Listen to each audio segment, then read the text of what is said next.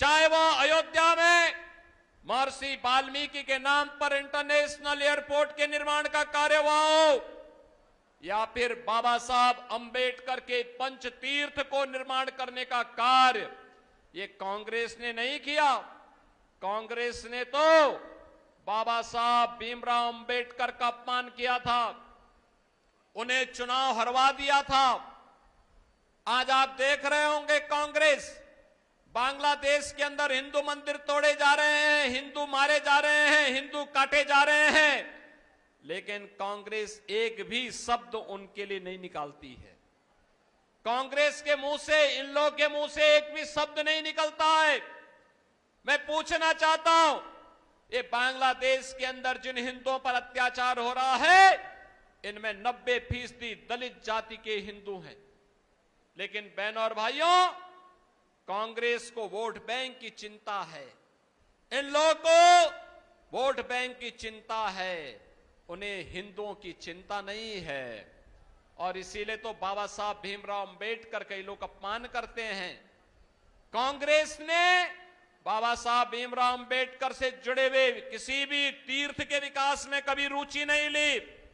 मोदी जी हैं जिन्होंने बाबा साहब भीमराव अंबेडकर की जन्मभूमि मऊ मध्य प्रदेश में भव्य स्मारक बनाया।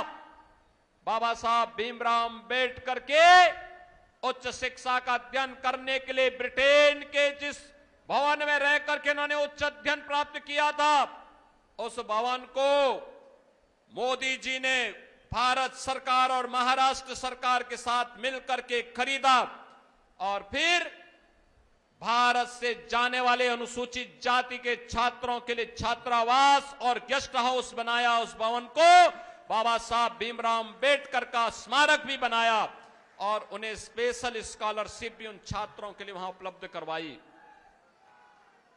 बाबा साहब भीमराव अंबेडकर ने दिल्ली में रह करके अपना सार्वजनिक जीवन जहां व्यतीत किया, वहां बाबा साहब भीमराव अंबेडकर का भव्य स्मारक बाबा साहब अंबेडकर इंटरनेशनल सेंटर के रूप में विकसित हो चुका है। कभी दिल्ली में जाकर के देखिए, बाबा साहब ने जहां अपनी दीक्षा ली थी, वह भूमि को भी एक भव्य स्मारक बनाने का काम प्रधानमंत्री मोदी जी के नेतृत्व में हुआ है।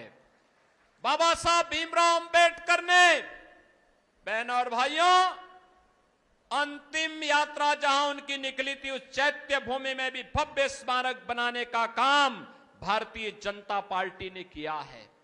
ये पंचतीर्थ बाबा साहब भीमराव अंबेडकर से जुड़े हुए भारतीय जनता पार्टी की नेतृत्व की, मोदी जी की नेतृत्व की सरकार ने बनाए हैं। और इसीलिए आज मैं आपके पास आया हूं कहने के लिए, चुनाव में जाति के नाम पर तमाम लोग आपके बीच आएंगे। कोई कांग्रेस के नाम पर आएगा, कोई इन लोगों के नाम पर आएगा, कोई निर्दल आपके बीच में आएगा। लेकिन बहनों और भाइयों, ये सब बिना पेंदे के लोटे हैं, लुढ़कने वाले हैं। इनका कोई अपना अस्तित्व नहीं, कोई वजूद नहीं, इनके पास विकास का कोई विजन नहीं है। युवाओं के उज्जवल भविष्य को आगे बढ़ाने के लिए इनके पास कोई योजना नहीं है। इनकी नीयत भी ठीक नहीं है और राष्ट्र के प्रति इनकी नीति भी अच्छी नहीं है।